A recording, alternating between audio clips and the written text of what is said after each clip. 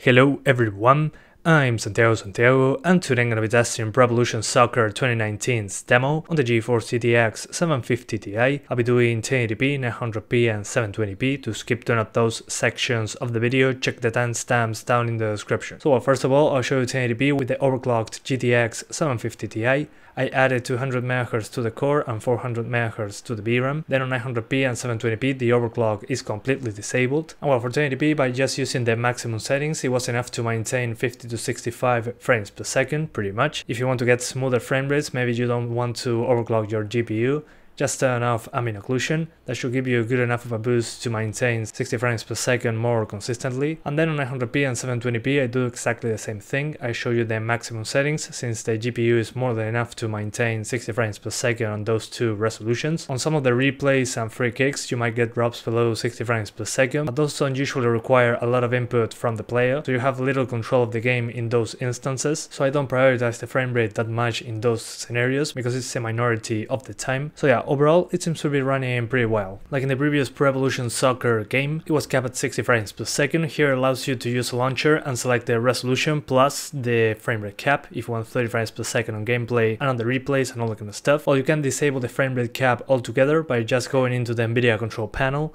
and disabling the VSync in the 3D options. But I recommend sticking to 60 frames per second with the VSync that the game enforces. If you just unlock the frame rate like I did in this video, the game doesn't feel smooth at all. I never seen that much screen tearing in a while. This game has a ton of it, it's very distracting, so I recommend you just keep it at 60 frames per second or use the fast sync option. But inside the game you have the render settings, which are the graphical settings, and so far there wasn't a huge difference between the highest and the lowest performance wise, so my recommendation here is to just tweak the option called select image quality. Really between low, medium and high, again there is not a huge performance difference, but the individual options that gave me the biggest difference in performance were ambient occlusion if you turn it off, post-processing, effects and shadows a little bit. Other than that, there wasn't a huge difference in performance.